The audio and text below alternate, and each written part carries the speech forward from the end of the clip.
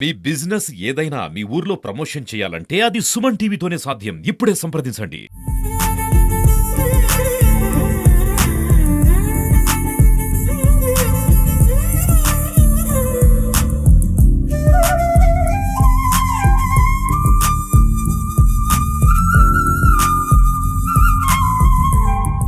Hi నమస్తే welcome to Suman TV. చదరంగం ఈ ఆట ఆడాలంటే ఖచ్చితంగా మెదడుకు పని చెప్పాల్సిందే. సో చెస్‌లో రాజు, రాణి, మంత్రి, గుర్రాలు, ఏనుగులు ఇవే కాదు ఎత్తుకు పై ఎత్తులు, వ్యూహాలు ఇలా ఎంతో తెలివిగా, చురుకుగా ఆడాలి.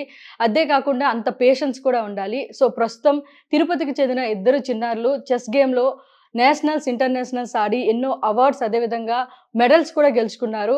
సో ప్రస్తుతం ఇంటర్నేషనల్స్ కూడా సెలెక్ట్ అయ్యారు కాబట్టి ప్రస్తుతం మనతోనే ఉన్నారు ఇద్దరు అక్క చెల్లెలు గురువర్షిని అదేవిధంగా త్రిపురాంబిక. వారితో మాట్లాడి వారి యొక్క జర్నీని తెలుసుకుందాం.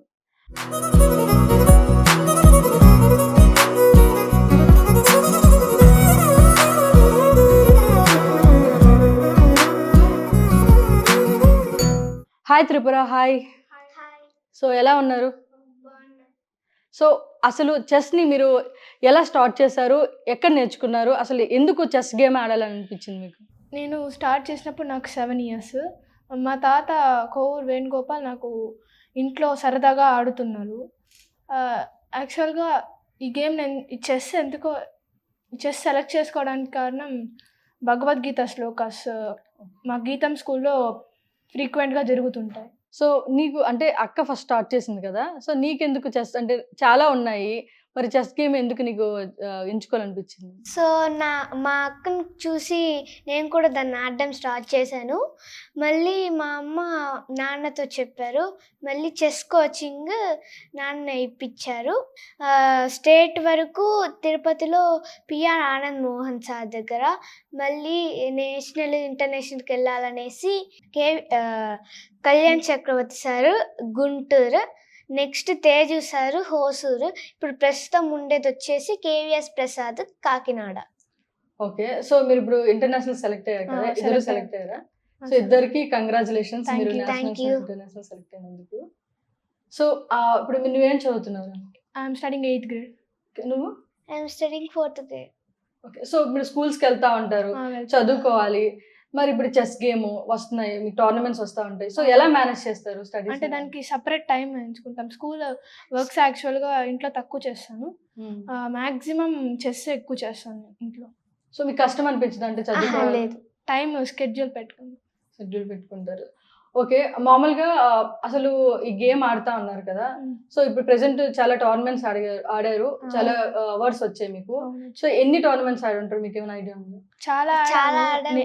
డిస్ట్రిక్ట్, స్టేట్, ఇంటర్నేషనల్, నేషనల్ ఆడడం వల్ల చాలా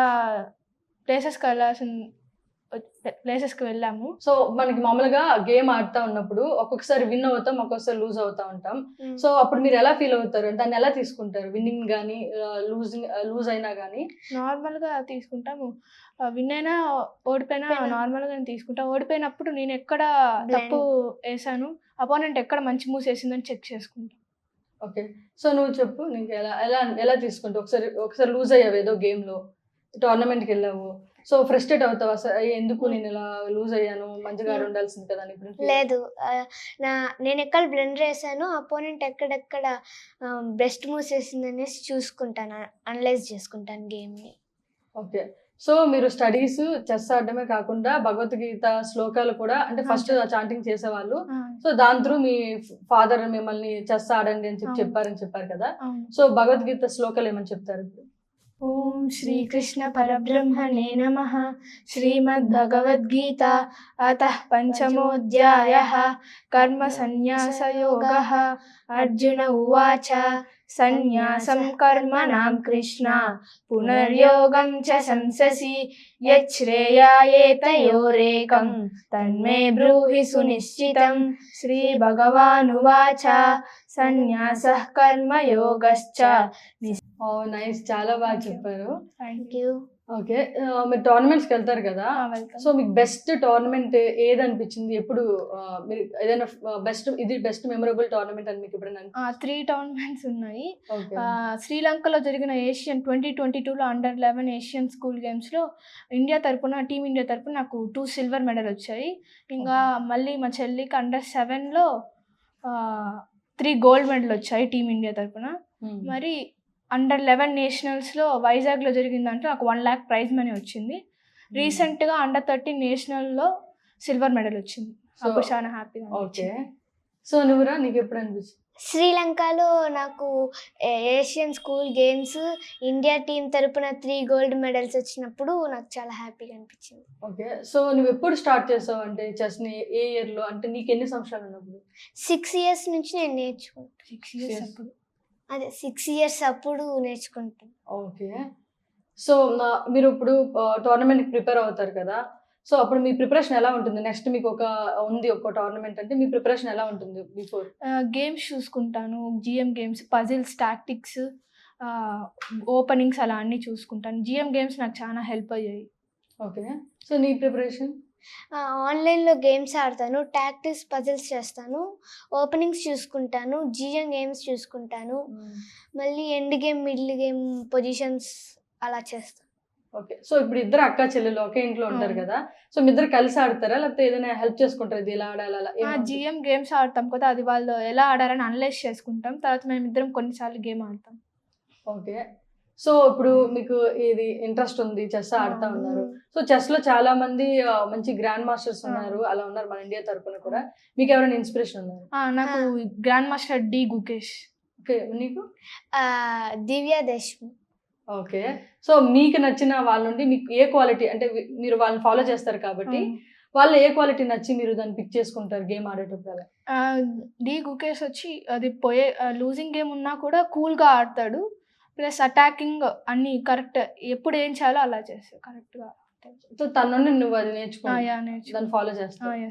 సో నువ్వు చెప్పావు కదా, మరి ఆవిడ నుంచి నువ్వు ఏం నేర్చుకున్నావు? లూజింగ్ గేమ్ ఉన్నా కూడా నార్మల్గానే కూల్గా ఆడుతుంది. ఇంకా అటాక్ చేయాలన్నప్పుడు అటాక్, డిఫెన్స్ అలా అన్నీ చేస్తుంది. ఓకే. సో అంటే నీ స్టైల్ ఏంటి? నువ్వు గేమ్ ఆడేటప్పుడు అటాకింగా లేకపోతే ఎట్లా ఏ స్టైల్ యూజ్ చేస్తావు? పొజిషన్ బట్టి ఉంటుంది. ఓకే. ఒకసారి డిఫెన్స్ చేయాల్సి వస్తుంది, ఇంకోసారి అటాక్ చేయాల్సి ఉంటుంది. సో దాన్ని పొజిషన్ బట్టి చెప్పగలం కదా. సో ఇప్పుడు నువ్వు నేషనల్స్ విన్ చేసావు, ఇంటర్నేషనల్ సెలెక్ట్ అయ్యని చెప్పావు కదా. సో ఎక్కడ ఆ గేమ్స్ ఇప్పుడు నువ్వు సెలెక్ట్ అయ్యావు? ఇప్పుడు నేను సెలెక్ట్ అయింది వచ్చి నేషనల్స్లో సెర్బియాలో వరల్డ్ చెస్ ఛాంపియన్షిప్ సెర్బియాలో జరుగుతుంది మార్చ్లో. ఓకే. ఇంకా ఆగస్ట్లో ఏషియన్ స్కూల్స్ మంగోలియాలో జరుగుతుంది. సో ఇప్పుడు మీరు వెళ్ళి అక్కడికి వెళ్ళి అటెండ్ చేస్తారు. సో ఎప్పుడు రా జరిగేది? మార్చ్లో వచ్చి వరల్డ్ ఛాంపియన్షిప్, ఆగస్ట్లో వచ్చి ఏషియన్ స్కూల్. ఓకే. అక్కడ మీ అపోనెంట్ వాళ్ళని చూసుకొని వాళ్ళు ఎలా ఆడతారు ఆ పొజిషన్ బట్టి చెప్తారు. సో ఫైనల్ గా మీరు ఫ్యూచర్ లో మీ గోల్ ఏంటంటే ఇప్పుడు ఎడ్యుకేషన్ చదువుతున్నారు. సో చెస్ లోనే మీరు రాణించాలనుకుంటున్నారా లేకపోతే ఇంకేదైనా గోల్స్ ఉన్నాయా? చెస్. ఓకే. చెస్ లో I want to become world champion. World champion. Nice, great. And నువ్వు? జిఎం అవ్వాలనుకుంటున్నా. జిఎం గ్రాండ్ మాస్టర్ అవ్వాలనుకుంటున్నాను. సరే, congratulations, all the best. Next మీరు ఇంటర్నేషనల్కి వెళ్తున్నారు కాబట్టి ఖచ్చితంగా దానిలో విన్ చేసి రావాలని చెప్పి మన ఆడియన్స్ తరపున కోరుకుంటున్నాము. So thank you. సో చూసారు కదా, అంటే ఇప్పుడు వీళ్ళు పిల్లలు కనుక ఒక రంగంలో రాణించాలంటే వాళ్ళ తల్లిదండ్రులు వెనక ప్రోత్సహించాలి, వాళ్ళ కృషి కూడా ఉంటుంది కాబట్టి సో వీళ్ళ పేరెంట్స్ కూడా ఉన్నారు మనతో పాటే, వారితో మాట్లాడతాం.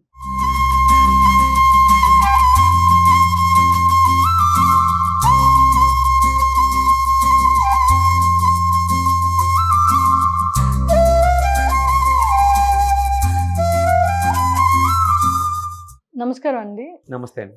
సో ఇప్పుడు వాళ్ళిద్దరు అంత కష్టపడి ఎన్నో టోర్నమెంట్స్ విన్ చేశారు, ఎన్నో అవార్డ్స్ వచ్చాయి, అన్ని వచ్చాయి. సో ఖచ్చితంగా ఇన్ని గెలవాలి పిల్లలు అంటే వాళ్ళ పేరెంట్స్ కృషి కూడా ఉంటుంది. సో మీరు అసలు ఎలా గుర్తు చేశారండి వాళ్ళు ఈ టాలెంట్ ఉంది అని చెప్పి ఎలా మీరు కనుక్కున్నారు? వాళ్ళకి ఎలాంటి ఇన్పుట్స్ ఇచ్చేవాళ్ళు ప్రోత్సహించడం కానీ అవంతా? ఇది మన సనాతన ధర్మం ప్రసాదించిన జ్ఞానామృత భాండాగారం, భగవద్గీత ప్రసాదించిన వరం అండి పిల్లలకి. అది వాళ్ళ స్కూళ్ళల్లో గీతం స్కూల్లో చదువుతారు పిల్లలు ఇద్దరు. వాళ్ళ స్కూల్లో ఎడ్యుకేషన్ పరంగానే కాకుండా మోరల్ వాల్యూ సంబంధించిన విషయాలను కూడా చాలా చక్కగా వివరించేవాళ్ళు. భగవద్గీత క్లాసులు ఫ్రీక్వెంట్గా అక్కడ జరుగుతూ ఉంటుందండి, వాళ్ళ స్కూల్లో చెప్పిస్తూ ఉంటారు. త్రిపురాంబిక పెద్ద పాప 7 ఏళ్ల వయసులో చిన్నప్పుడు స్కూల్‌లో క్లాస్‌లో వినేసి వచ్చి ఇంటికాడ చాంటింగ్ చేస్తా ఉండేది. వాళ్ళ మదర్ బీఎస్సీ, బీఈడీ తను. అది ఒకసారి 2 సార్లు చెప్పించే కాడికి తను యాజ్ యూజువల్ అలాగే చెప్పేసేది. ఆ ఉచ్చారణ, ధారణ అనేది అంత పర్ఫెక్ట్‌గా వస్తాందనేసనంటే పిల్లలు ఐక్యూ లెవెల్ హైలో ఉంటే గాని రాదండి. సో, అందువల్ల ఐక్యూ లెవెల్ ఉన్నప్పుడు వీళ్ళకి ఇంటలెక్చువల్ గేమ్ ఏదైతే నేర్పిస్తే బాగుంటుందనేటువంటి ఒక ఆశ ఉండేది. అది ఏది నేర్పిద్దామని చెప్పి సెర్చ్ చేస్తా ఉంటే వాళ్ళ మదరొచ్చి వాళ్ళ తాతతో పాటు మరి గేము సరదాగా ఆడుతా ఉంటే పాప తొందరగానే దాంట్లో మెళకువలన్నీ తొందరగా పట్టుకునింది. ఒకసారి అది చూడండి అని చెప్పి తను సజెస్ట్ చేయడం జరిగిందండి. సో, అందువల్ల చెస్ ఎంచుకోవడం జరిగింది. ఓకే. సో, మీ కుటుంబ నేపథ్యం గురించి అదేవిధంగా అంటే మీరు చెప్పారు ఇలా మీ ఇంట్లో కూడా చెస్ ఆడతారని. సో, అంటే తాతయ్య గారు ఆడతారా? లేకపోతే ఎలా అసలు ఇంట్లో? మా బేసిక్ అయితే మా ఇంట్లో ఎవరు చెస్ ప్లేయర్స్ గాని ఎవరు లేరండి. హ్మ్. తను వాళ్ళ ఫాదర్ చిన్నప్పుడు ఆడేవాళ్ళంట. ఓకే. అది సరదాగా ఇంట్లో పిల్లలతో ఆడుతా ఉండగా అది అలా ఇదయింది. ఓకే. సో, ఇప్పుడు వీళ్ళు చాలా అవార్డ్స్ విన్ చేశారు. చాలామంది చెప్తుంటారు మీ పిల్లలు ఇలా చేశారు, ఇంత బాగా ఆడుతున్నారంటే. అవును. ఆ ప్రౌడ్‌నెస్ ఉంటుంది ఖచ్చితంగా పేరెంట్స్‌కి. అవును. సో, అవును. మీకెలా అనిపిస్తుంది అంతమంది విష్ చేస్తా ఉంటే? చాలా ఆనందంగా ఉంటదండి. మనం సాధించలేనిది పిల్లలు సాధిస్తున్నారన్నటువంటి ఒక ఆనందం, హ్యాపీగా ఉంటుంది. ఓకే. సో, చాలామంది తల్లిదండ్రులుంటారు. వాళ్ళు వాళ్ళ పిల్లల్లో టాలెంట్స్‌ని గుర్తించలేకపోతా ఉంటారు. సో, అలాంటి వారికి మీరు ఏం సజెషన్ చేస్తారు? పిల్లల్ని ఎలా మోటివేట్ చేస్తే బావుంటదనేది ఏమైనా ఇన్‌పుట్స్ ఇవ్వగలుగుతారా పేరెంట్స్‌కి? తప్పకుండా అండి. మంచి క్వెషన్ వేశారు. అవును. పిల్లలతో టైమ్ స్పెండ్ చేయాలండి. ఇప్పుడున్నటువంటి స్పీడ్ యుగంలో పిల్లలతో టైమ్ స్పెండ్ చేయడం చాలా తక్కువైపోయింది. అది వాళ్ళ బిజీ లైఫ్ కావచ్చు, ఇప్పుడున్నటువంటి పోటీతత్వం కావచ్చు, ఏదైనా కావచ్చు. పిల్లలతో టైం అనేది మాక్సిమం స్పెండ్ చేయడము చాలా అవసరం ఉందండి. ప్లస్ ఇంకోటేంటంటే పిల్లల్లో కూడా వాళ్ళతో వీళ్ళతో పోలిక అనేది ఉంచకూడదండి. హ్మ్. సహజంగా వాళ్ళున్నటువంటి లోపల వాళ్ళ జిజ్ఞాస, వాళ్ళ తపన ఏదైతే ఉందో దాన్ని నేను పిల్లలకి చెప్పేది కూడా ఒకటే అండి. ప్రయత్న లోపం ఉండకూడదు. ప్రతిఫలం ఆశించొద్దండి. మనకి భగవద్గీత ఇచ్చినటువంటి సారాంశం అది. ప్రయత్న లోపం అయితే ఉండకూడదు. ప్రతిఫలం అనేది మన చేతుల్లో ఉండదండి. అది భగవంతుడి నిర్ణయం. ఏ విధంగా ఎప్పుడు ఇవ్వాలో అప్పుడు ఇస్తాడు. అది పిల్లలకి బాగా ఉగ్గు పాలతో నూరు పోసింది అదే అండి వాళ్ళకి. ఓకే.